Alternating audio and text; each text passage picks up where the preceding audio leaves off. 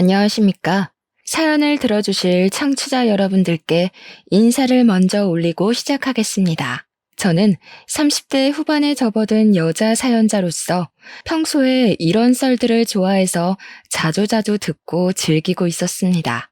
그러다가 문득 저에게 있었던 일도 사연으로 한번 올려보면 어떨까 싶어서 이렇게 타이핑을 치기 시작했습니다.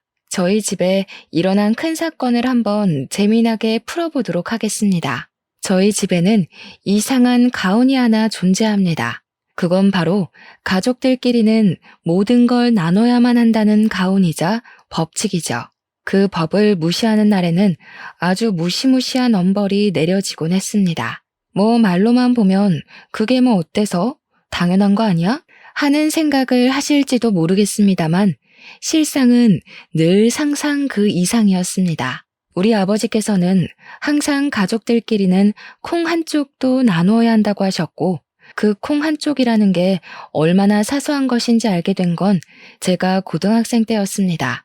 당시에 저를 좋아하던 같은 반 친구가 발렌타인데이 때 저에게 초콜릿을 선물로 주었습니다.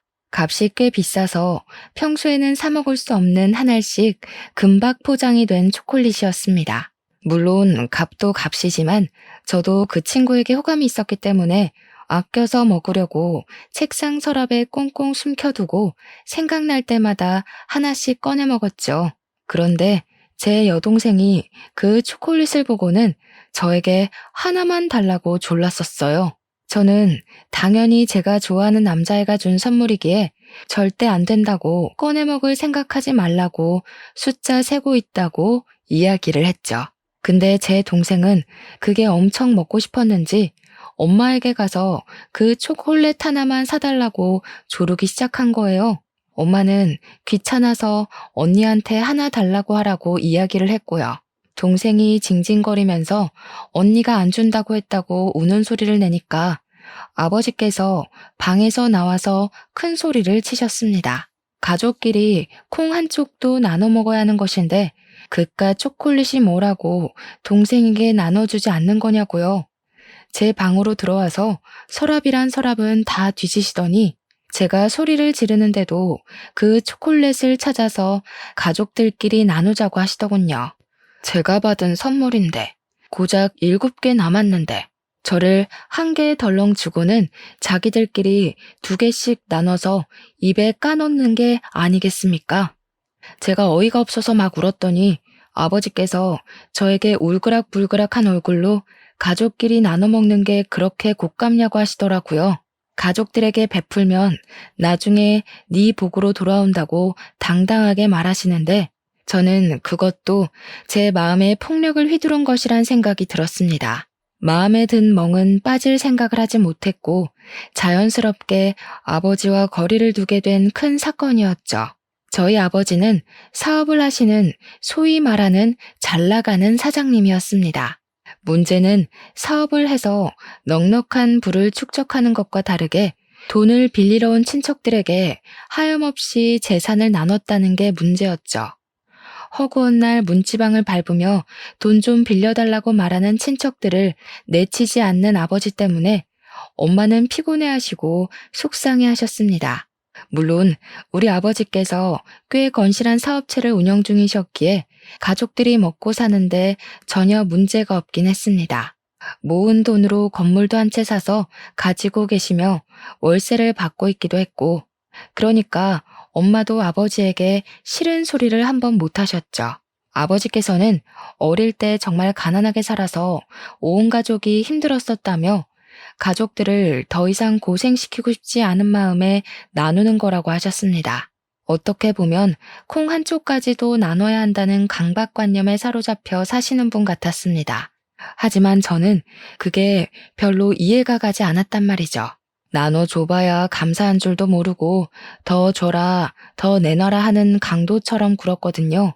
아무튼 아버지의 친척들은 아버지에게 빌부터 산다 싶을 정도로 큰 돈을 턱턱 빌려가곤 했습니다. 작은 아버지도 그렇고 고모도 그렇고 가족들에게 나눠 살아야지 그 돈 들고 저승 갈 거냐고 웃으면서 말을 하셨습니다.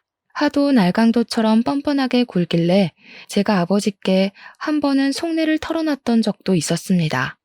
왜 아빠는 고모며 작은아빠며 그렇게 돈을 퍼다 나르냐고요. 그러니 아버지께서는 할머니 할아버지께서 겨우겨우 모은 전 재산을 돌아가시면서 아버지께 전부 물려주어서 그렇다고 했습니다. 장남이라 재산을 온전히 가졌으니 동생들도 돌봐야 하는 것도 장남의 목 아니겠냐고요. 그러면서 저에게도 여동생에게 많은 걸 나누고 함께 해야 한다고 잔소리를 하셨습니다.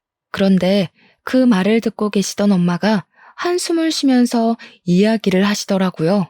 고작 산 몇 평 받고 빚만 잔뜩 떠넘겼던 주제에 재산을 받았다고 이야기를 할 수 있는 거냐고요. 아버지께서는 다 지난 이야기 해서 뭐하냐고 궁시렁거리시면서 자기가 번 돈으로 가족들에게 나누는 거니까 집안 살림이나 잘 살피라고 하시면서 대화는 마무리되었습니다. 저는 끝까지 그런 아빠의 독불장군 같은 모습이 이해가 가지 않았고 먼 친척까지 챙길 여유가 없었으므로 동생만 잘 챙기자 싶었습니다. 제가 성인이 되어서도 집안의 분위기는 달라진 게 전혀 없었습니다. 제가 회사에서 명절 선물을 받아온다거나 친구들에게 생일 선물을 받아오거나 하물며 제가 제 돈 주고 산 옷까지도 온 가족이 나누는 거라고 돌려 입었습니다. 새로 산 옷을 입고 친구들이랑 놀러 가려고 했는데 제 동생이 입고 있는 걸 봤을 때 얼마나 화가 났던지 하루빨리 독립이라도 해야 하나 싶어서 악착같이 돈을 모으기 시작했습니다. 제가 동생에게 옷을 벗으라고 난리를 치자 아버지께서 동생한테 그것도 양보 못하냐면서 화를 내셨거든요. 진짜 너무너무 스트레스를 받았지만 이 집에 살고 있는 동안에는 절대 바뀌지 않을 법칙이라 생각하며 제 속을 달래야 했습니다. 대학을 졸업하고 열심히 취업 준비를 했지만 그저 그런 중소기업에 취직을 하게 되었습니다. 취업이라는 게 아무리 노력을 해봐도 제가 가고 싶은 대기업에 가기엔 턱없이 부족하더라고요. 중소기업에서 버는 월급이야 너무나도 빤했지만 그마저도 아버지께서 나눠야 한다고 할까봐 월급까지 속여가며 일을 하고 있었습니다. 착실하게 적금을 부으면서 돈이 모이면 무조건 집부터 얻어야겠다 하는 마음으로 버티고 있었는데 어느 날 아버지께서 그러시더라고요. 가족끼리 따로 사는 건 절대로 용납할 수 없는 일이라고. 결혼 전까지는 무조건 같이 살아야 한다고 말이죠. 제가 그런 법이 어디 있냐. 출퇴근도 힘들고 하니 원룸 얻어서 나가 살겠다고 했더니 죽어도 안 된다고 하시는 겁니다. 결국 저에게 이 집에서 탈출할 수 있는 유일한 구멍은 결혼밖에 없다는 결론이 나오게 되었습니다. 29살이 된 저는 생필품 하나까지도 감시를 하시는 아버지 때문에 탈모가 생길 지경까지 이르렀고 결국 결혼에 대한 환상을 품게 되었습니다. 어떤 인간을 만나서 결혼을 하던지 콩 한 쪽도 나눠야 한다는 아버지보다야 당연히 낫지 않겠냐. 그런 인간만 만나지 말자가 목표가 되었습니다. 그러던 도중 같은 회사 지인의 소개로 한 남자를 만나게 되었습니다. 소개팅 자리에 워낙 관심도 많고 하는 마음으로 나갔는데 의외로 괜찮은 사람이 나온 겁니다. 생긴 것 저처럼 중소기업에 다니고 있긴 했지만 성과급이 꽤 높은 회사라 실수령 자체는 괜찮은 사람이었죠. 아무래도 결혼이 목표이다 보니 가볍게 즐길 연애 깐깐하게 조건을 따지게 되었습니다. 상대방 남자는 저에게 첫눈에 반했다고 하면서 간이고 쓸개고 다 빼어줄 것처럼 굴길래 저도 점점 마음이 가기 시작했습니다. 이 집을 탈출할 수 있다는 생각에 이 남자의 단점은 보이지도 않았습니다. 8개월을 만나다가 마음을 완전히 열고 집에서 나가고 싶은 마음에 있다고 솔직하게 말을 했죠. 그러자 그 사람은 저에게 아무런 문제가 될 것이 없다며 저의 마음을 지지해 주었습니다. 자기 나이 32살에 모은 돈이 7천만 원 정도 있다며 신혼집은 작은 집 대출을 받아서 입주하면 충분하지 않겠냐고 결혼을 하자고 하더라고요. 약간 멋이 없는 프로포즈이긴 했지만 저도 모아둔 돈이 6천만 원 정도 1억 3 가능하지 않겠나 싶습니다. 결혼을 하기로 약속을 나눈 뒤 우리 집에 먼저 인사를 드리러 가기로 말을 마쳤습니다.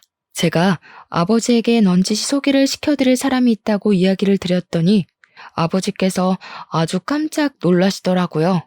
제가 그동안 연애를 하는 티라도 냈으면 그러려니 하셨겠지만 전혀 티도 내지 않다가 운을 띄웠으니까요.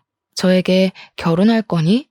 아직 나이가 29살밖에 먹지 않았는데 천천히 해도 되지 않겠니? 라고 하셨습니다. 제 목표가 뚜렷하게 이 집을 탈출하는 것인데 천천히 하는 게 말이나 되는 소리입니까? 아니라고 빨리 결혼하고 싶다고 솔직하게 말했습니다. 주말에 인사를 드리러 올 예정이라고 이야기를 하고 주말이 되자 예비 신랑이 집에 양소다. 그래 예상과는 달리 저희 아버지께서 상당히 탐탁체 얼마나 만났다고? 고작 8개월 보고 결혼을 한다는 거야? 아직 만난 지 얼마 되지도 않았는데 왜 이렇게 서둘러서 결혼을 하려고 해? 은근히 서운해하는 눈치까지 보이니까 괜히 제 마음이 불편하더라고요. 제가 이 집을 나가려고 노력하는 이유가 아버지 때문인데 정작 아버지는 아무것도 모르고 서운해하시니까요. 아버지께서는 고집스러운 제 눈빛을 보시고는 마음을 한풀 꺾으셨습니다. 가족이 되는 거고 우리 가족끼리는 콩 한쪽도 나눠 먹는 그게 우리 집 가훈이라고 이야기를 하셨죠. 예비 신랑이 막 웃으면서 현실적인 가훈이라고 너스레를 떨더라고요. 아버지께서 곰곰이 생각을 하시더니 신혼집은 대출 받지 말고 본인이 직접 전세를 얻어주시겠다고 말씀하셨습니다. 예비 신랑이랑 저랑은 집 대출 알아보면서 생각보다 높은 금리에 걱정이 이만저만이 아니었는데 오히려 잘 됐다 싶었습니다. 집은 아버지께서 해주시기로 했으니까 우리가 모은 돈으로 혼수하고 결혼식 준비를 하면 딱 맞겠다 싶었던 거죠. 그리고 한 3주 정도 지나서 주말에 이번에는 예비 신랑네 집으로 인사를 드리러 가게 되었습니다. 솔직히 주변에 결혼을 한 친구가 없어서 인터넷으로만 시댁 이야기를 접하게 되었었는데요. 보통 인터넷에 올라오는 시댁 이야기들은 부정적인 이야기가 많더라고요. 시집살이며 고부간의 갈등이며 그래서 너무나도 긴장되고 한편으로는 무섭기도 하고 막 등에 땀이 줄줄 흐를 정도였어요. 아무튼 시댁에 딱 들어갔는데 예비 시모가 저를 보자마자 너무 반가워하시면서 우리 아들이랑 결혼한다고? 너무 고맙고 축하해 라고 말하셨습니다. 이제 한 가족이 되는 거니까 서로 서운해하지 말고 아끼고 사랑하면서 잘 지내보자고 하시면서 저를 꼭 안아주셨어요. 제가 얼떨떨하게 있자 우리 가족은 서로 화합하는 걸 중요하게 생각하니까 서운하거나 무슨 일 있으면 바로바로 말해달라고 하셨습니다. 화사하게 웃으면서 이야기를 하시는데 와, 나 진짜 너무 좋은 사람을 만났구나 하고 감사함까지 생기더라고요.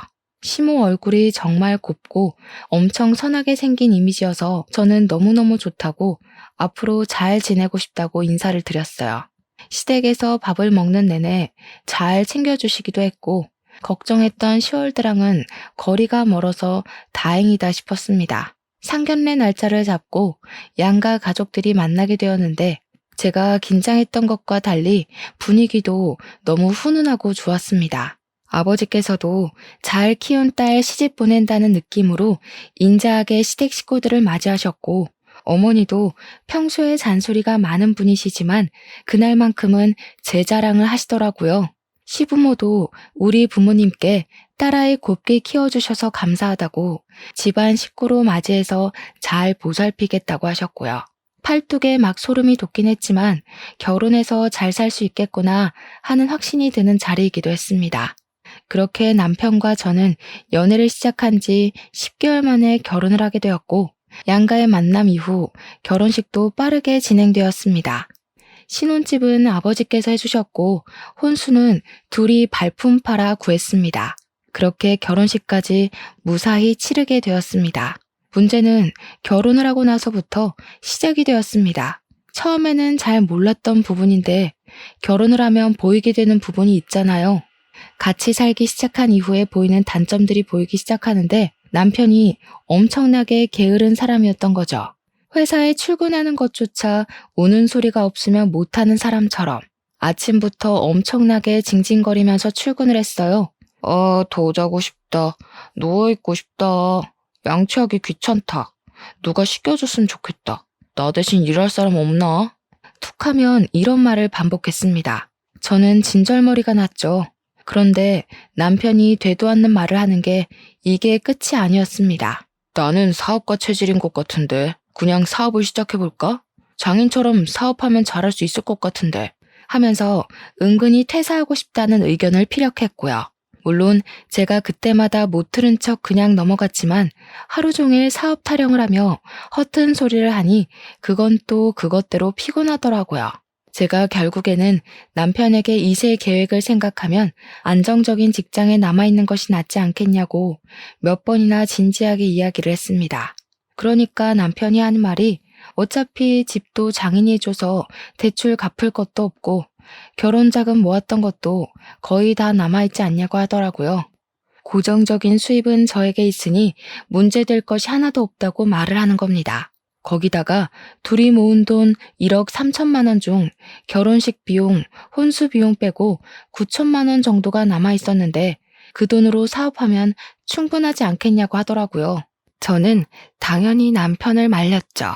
지금 집도 좁은 집인데 나중에 아이가 태어나면 그 돈 보태서 큰 집으로 이사를 가야 하지 않겠냐고요. 남편은 입을 삐죽이면서 제 말에 따로 반박을 하진 못했죠.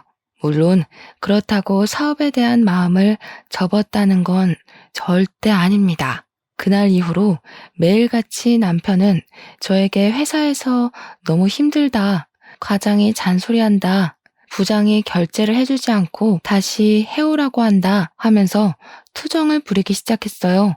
제 피를 말려서라도 퇴사를 해야겠다는 목표를 잡은 것인지 결혼한 지 3개월 만에 남편의 징징거림에 짜증이 막 솟구치더라고요. 제가 든든한 방패막이 남편을 얻은 건지 3살 먹은 아이를 얻은 건지 헷갈릴 지경이었죠. 더 큰 산은 바로 시댁이었습니다. 남편이 시댁에 가서 회사 그만두고 싶다, 사업을 한번 해봤으면 좋겠다 하면서 장황하게 별 볼 일 없는 사업 계획을 포장해서 말했더라고요. 근데 남편의 사업 아이템이라는 게 이렇다 할 아이디어가 있는 것도 아니었거든요. 그냥 중국에서 저렴한 홈카메라 같은 걸 사와서 국내에서 라벨링만 새로 해서 펫 전용 홈카메라로 둔갑해서 팔겠다는 거였어요. 또 허튼 소리 시작했다 싶어서 가만히 있었는데 시댁에서 글쎄 아이디어가 너무 좋은 것 같다면서 한번 해보라고 부추기는 거예요. 제가 놀래서 정색을 하고 시댁 식구들에게 저거 해서 얼마나 벌겠냐고 그냥 회사 다니는 게 최고라고 이야기를 했죠. 그런데 시모가 전혀 예상치 못한 답변을 하셨습니다. 우리 아들이 스트레스를 받아서 죽겠다는데 너는 내조를 더 열심히 할 생각을 해야지. 갑자기 저를 확 흘겨보면서 이야기를 하시는데 결혼 전에 봤던 인자한 시모는 제 앞에 없더라고요. 저도 순간 짜증이 나서 지금 이렇게 말리는 게 내조하는 거라고, 그리고 맞벌이 부부 사이에 아내가 남편 내조해야 된다는 법이 어디 있냐고 대들었죠. 그러니까 시모가 갑자기 기가 차다는 듯이 우리 아들 밥은 잘 챙겨주고 있는 거 맞냐고, 우리 아들 살이 쏙 빠졌다고 하면서 혀를 끌끌 차더라고요. 언제는 서로 서운한 일 만들지 말고 잘 살아보자고 그러더니 저도 기가 차더라고요. 다른 내용은 싹 무시하고 사업은 절대 안 된다고, 이런 걸로는 먹고 살기 힘들다고 이야기를 하고 마무리를 했죠. 아니, 마무리를 했다고 생각을 했죠.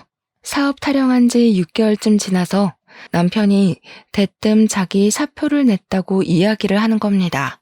제가 미친 거 아니냐고 갑자기 사표를 던지고 오는 게 어디 있냐고 하니까 남편이 한숨 푹 쉬면서 회사에서 일이 있었다고 하더라고요. 거래처 대금 정산을 하느라 전표를 관리하는데 금액에 큰 구멍이 생겼다는 겁니다. 과장이랑 같이 목욕탕을 가고 회사 돈으로 비싼 밥을 사 먹고 했는데 영수증을 따로 챙기지 못한 게 한두 건인 줄 알았더니 엄청나게 많았던 거죠. 뻔뻔한 남편은 회사에서 잘리기 전에 먼저 실업급여라도 신청해 보려고 사표를 냈다고 이야기를 하더라고요. 제가 기가 막혀서 지금 회사 돈을 가지고 네 돈처럼 막 썼다고 이야기하는 거냐고 하니까 입을 꾹 다물고만 있었습니다. 미친 거 아니냐고, 회사에서 소송이라도 들어오면 어떻게 할 거냐고 하니까 그니까 사표 내는 걸로 마무리했다고 하면서 오히려 큰 소리를 내는 겁니다. 진짜 속이 터져나갈 것 같아서 사표 내놓고 실업급여는 어떻게 받을 거냐고 하니까 눈만 멀뚱멀뚱 뜨더라고요. 그러면서 뭐라는 줄 아세요? 회사 그만두면 자동으로 실업급여 나오는 거 아니냐고 미친 소리를 하더라고요. 제가 기가 막혀서 그냥 할 말이 쏙 사라지더라고요. 앞으로 뭐 해 먹고 살 거냐고 물어보니까 글쎄 하는 말이 당신이 벌어오는 돈으로 우리 둘이 못 살겠어? 하면서 드디어 본론을 꺼내더군요. 9천만 원 남아있는 통장 자기한테 주면 사업 한번 제대로 시작해보겠다고요. 자기가 무슨 수를 써서라도 그 돈 다시 채워 넣을 테니까 믿어달라고 하면서 저를 설득하기 시작했습니다. 저는 당연히 안 된다고 딱 잘라 이야기를 했는데 시모한테 그것조차 일렀는지 다음날 시모가 우리 집에 찾아온 거예요. 저한테 그깟 돈이 뭐가 중요하다고 남편 길을 죽이냐고 하면서 집안을 쓱 둘러보더니 소리를 치시더라고요. 집안 꼬라지가 이게 뭐니 정말? 집 청소 좀 해야겠다. 주말이라고 늘어질 생각하지 말고 반질반질하게 쓸고 닦으란 말이야. 수건은 삶아서 쓰는 거 맞니? 우리 아들 피부가 예민해서 세탁을 잘해야 돼. 요즘은 세탁기가 삶아주는 것도 다 해요. 세탁기로 해봐야 직접 끓여서 삶는 거랑 같겠니? 당장 수건부터 삶아라. 수건 삶고 난 다음에 속옷도 삶고 청소기만 돌리지 말고 물걸레질까지 하고. 우리 아들 미세먼지에 약한 거 몰라서 그래? 그리고 냉장고에 먹을 것도 하나 없더라. 그러니까 우리 아들 살이 빠지지. 집안 살림 하나하나를 들춰보면서 잔소리를 하는데 저도 그냥 넘어가면 안 되겠다 싶더라고요. 시모한테 집안 살림 하나하나 간섭하시면 서운하다고 하니까 시모가 눈을 치켜뜨면서 지금 자기한테 뭐라고 했냐고 다시 말해보라고 성을 내더라고요. 결혼 전에 보여줬던 모습은 어디 가고 저한테 언제는 화합하면서 잘 살아보자고 하더니 너무 일방적으로 나오는 것 아니겠어요? 저도 화가 나서 시모한테 너무 간섭이 심하다고 궁시렁거렸더니 어디 시모한테 말대꾸를 하냐며 노발대발했죠. 내가 이 정도 간섭도 못하니? 우리 아들 살림이나 마찬가지인데 라고 하시더라고요. 그러더니 한술 더 떠서 다음 주 주말에 시댁에 와서 살림을 배우고 가라는 거예요. 죽어도 안 가려고 애둘러서 이야기를 했는데 일주일 내내 전화해서는 오라고 난리를 치길래 어쩔 수 없이 도살장 끌려가는 소마냥 갔죠. 그랬더니 화장실에 들이밀고는 턱을 치켜뜨길래 화장실 청소하라고요? 했더니 욕조를 보라고 하더라고요. 욕조에 이불 빨래가 산더미처럼 들어있는데 그걸 밟아서 빨으라고 시키는 겁니다. 어머님, 요즘 코인 세탁방 같은 데 가면 이불 빨래할 수 있는 큰 세탁기 있어요. 거기서 빨래하는 게 훨씬 편하죠. 어머, 예, 거기 누가 썼는지도 모르는 세탁기에서 이불을 빠는 게 말이 되니? 그리고 이불은 밟아서 빨아야 제대로 빨리는 거다. 그러더니 이불 빨래, 커튼 빨래, 시댁 물걸레질까지 싹 시키더라고요. 밥까지 차리라고 눈짓하는 거 죽어도 못하겠다고 고개 빳빳이 들고 가만히 있었더니 우리 아들 살 빠진 것만 봐도 알만하다면서 갑자기 급발진하시대요. 저도 참으면 안 되겠다 싶어서 어머님이 반찬 좀 해서 가져다 주시면 되겠다고 했죠. 시무랑 저랑 대치하고 있는데 속 없는 남편놈은 낄낄 웃으면서 자기 엄마 성질 건드리지 말라고 하더라고요. 진짜 뺨이라도 한 대 후려치고 싶었습니다. 저도 집에 오는 길에 남편에게 경고했죠. 너도 내 성질 건드리지 말라고요. 오늘은 처음이라서 봐준 줄 알아 했더니 입국 다물대요. 그 뒤로도 사업 타령은 가시질 않았고 어찌나 노래를 불렀는지 저희 부모님도 그 사실을 알게 되셨죠. 근데 우리 아버지께서 남자가 사업 한번 해보는 거 나쁘지 않은 일이라면서 실패도 해보고 성공도 해보면 견문이 더 넓어진다고 남편 편을 들더라고요.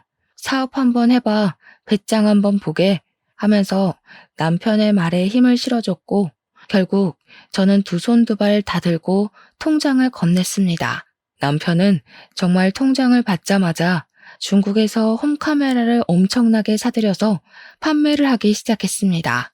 문제는 이게 국내에서 판매를 하려고 하니까 일이 복잡하더라고요. 해킹 문제도 있고 리소스 문제도 있고 뭐 기술적으로 어쩌고 저쩌고 하는데 우리 모질이 남편은 그런 건 하나도 알아보지 않고 일만 버려둔 거죠.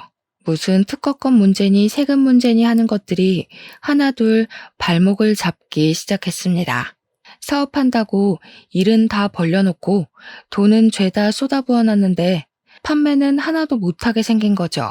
이게 또 국내 휴대폰 어플이랑 연동이 되어야 하는데 중국 제품이다 보니까 호환도 안 되고 온통 중국어로만 설명이 되어 있고 게다가 그 어플을 만든 업체가 고객 정보도 빼가고 해킹도 하고 아무튼 문제가 많은 곳이었던 겁니다.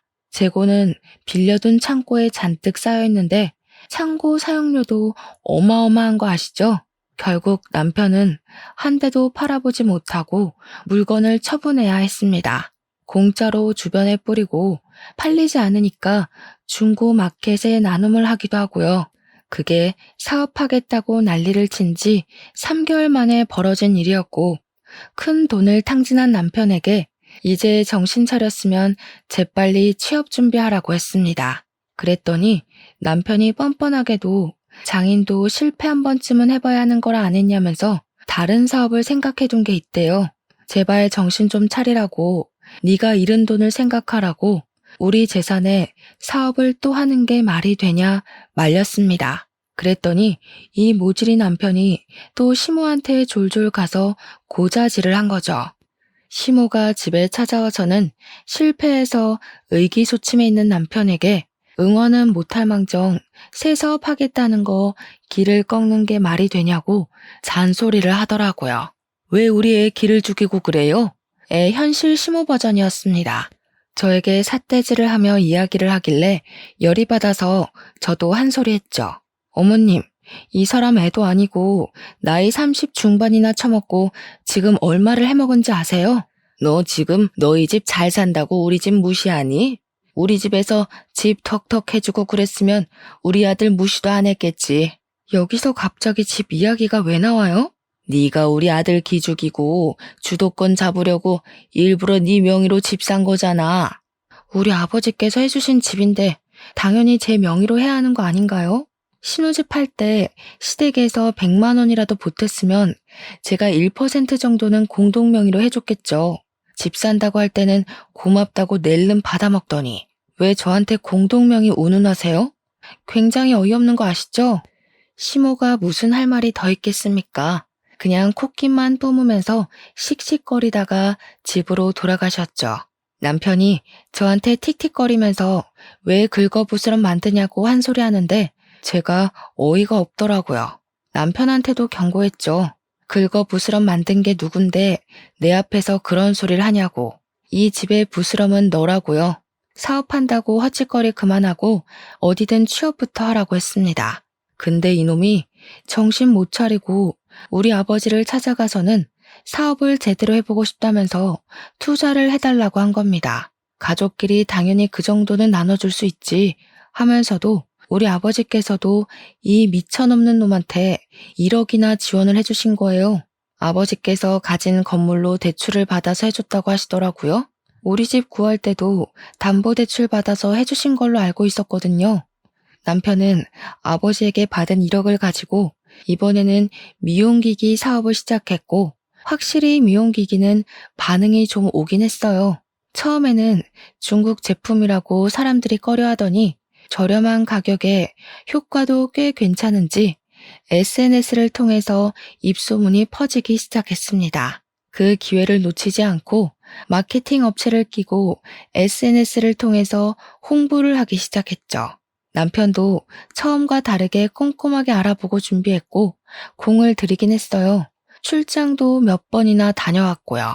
그렇게 슬슬 수익이 나기 시작한 남편의 사업은 1년이 지나자 많은 성장을 했고 회사에 다닐 때보다 3, 4배는 더 돈을 벌어오기 시작했습니다.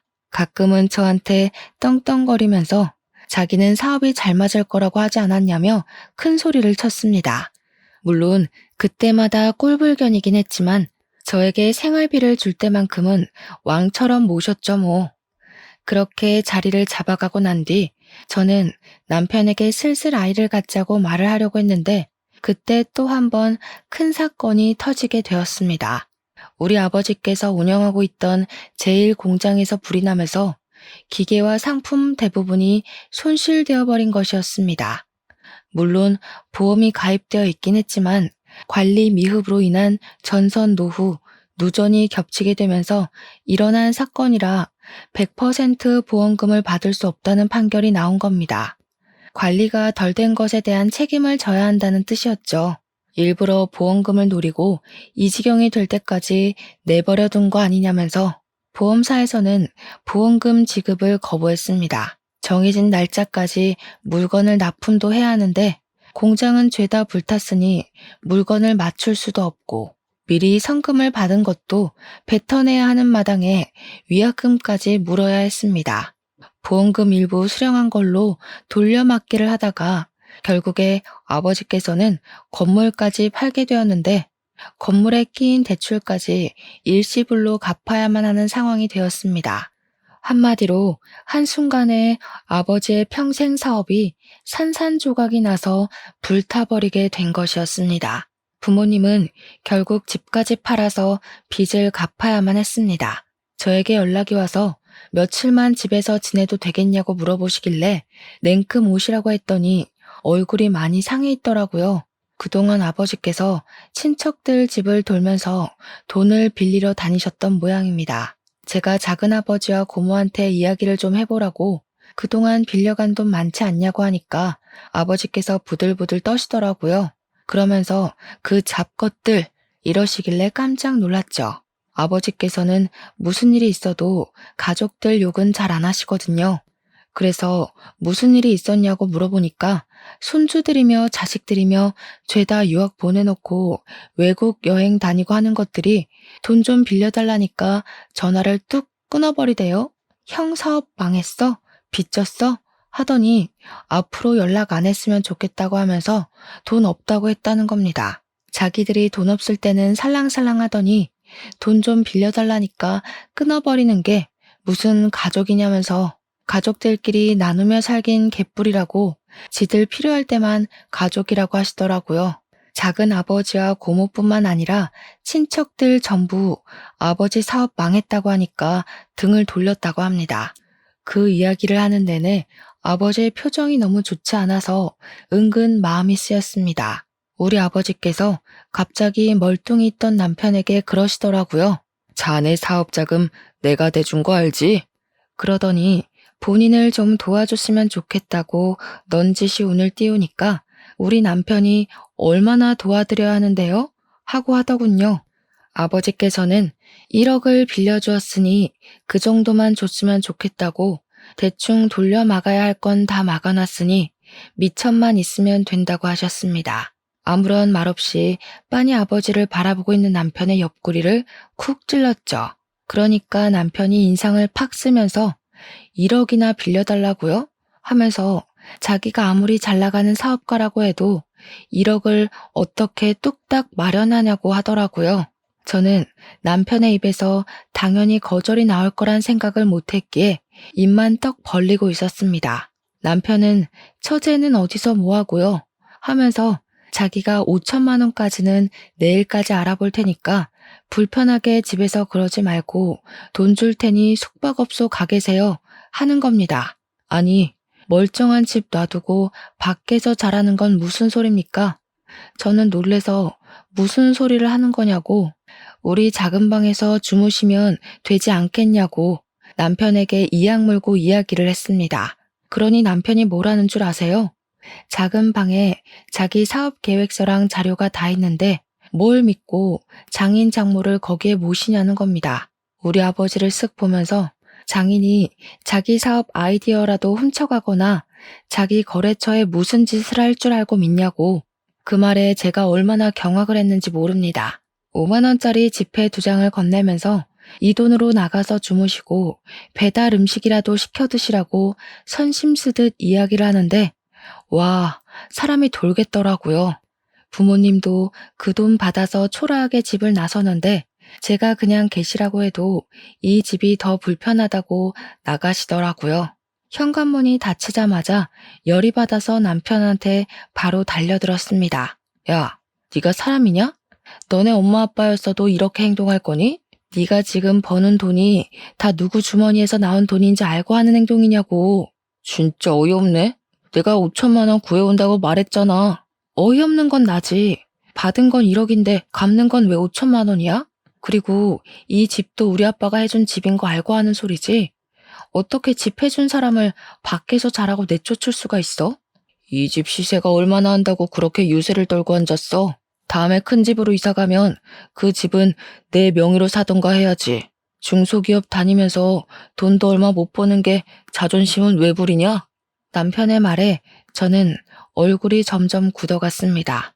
속으로 저를 그렇게 생각하고 있을 줄이야 꿈에도 몰랐죠 뭐.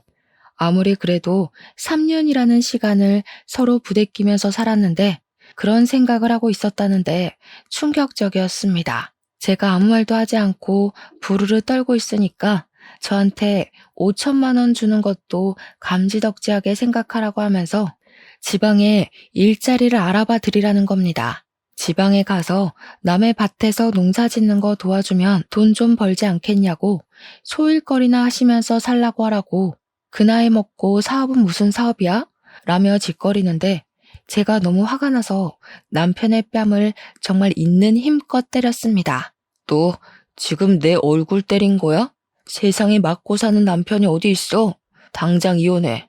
너한테 볼 일 다 끝났고 처가도 망해가서 부담되는 와중에 잘 됐다.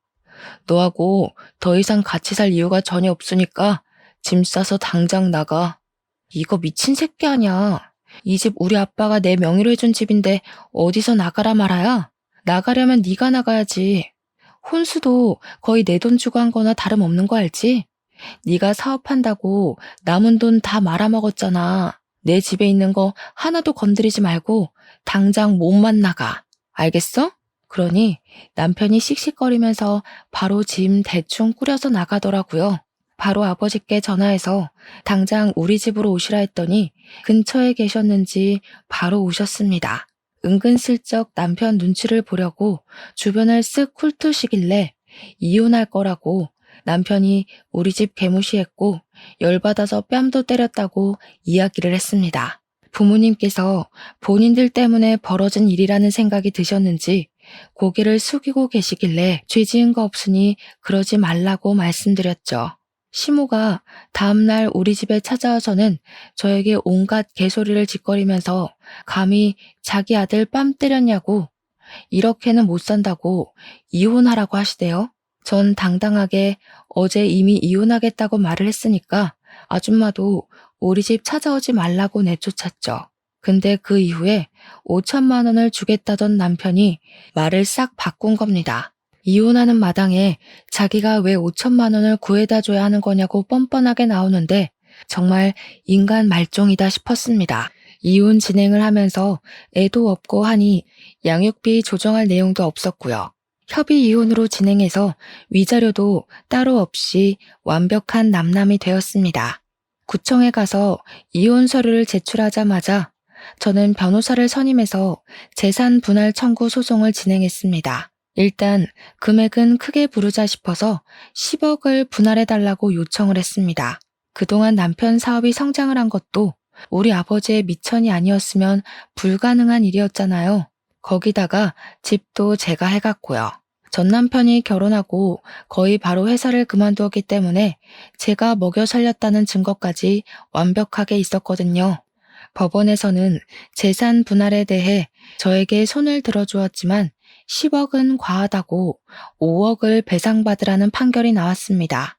5억을 받아서 그 돈으로 아버지의 사업에 급한 불은 끄게 되었습니다. 오히려 1억 7천만 원 정도가 남게 되었고 아버지는 그 돈으로 다시 한번 공장을 일으켜 보겠다고 하셨습니다. 저는 그 돈을 모두 아버지께 드렸고 아버지는 발로 뛰며 이전 거래처 사장님들을 만나셨어요.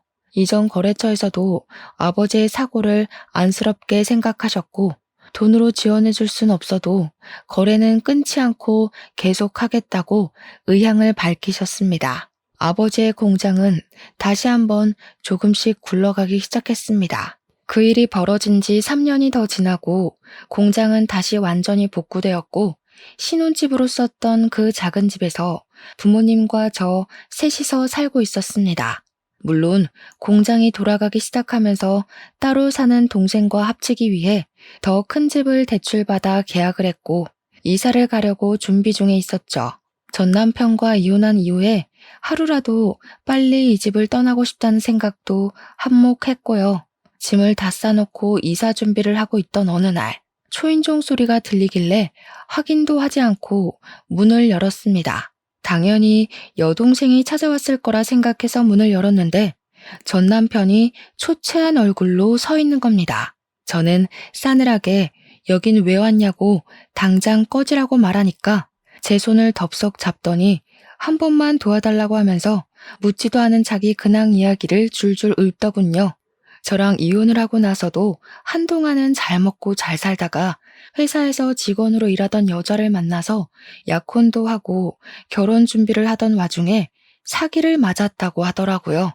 남편의 사업장에서 회계 쪽 일을 하던 여자였는데 공금 횡령을 하면서 교묘하게 돈을 들고 날랐다더군요. 돈을 들고 나른 것까지야 꾸역꾸역 괜찮았는데 국세청에서 집중 감사가 나오면서 횡령의 세금 누락까지 다 까발려졌다네요. 그 소식에 거래처들은 갑자기 끊기고 세금 폭탄에 벌금까지 맞고 사업장은 순식간에 빚더미에 올랐다고 합니다.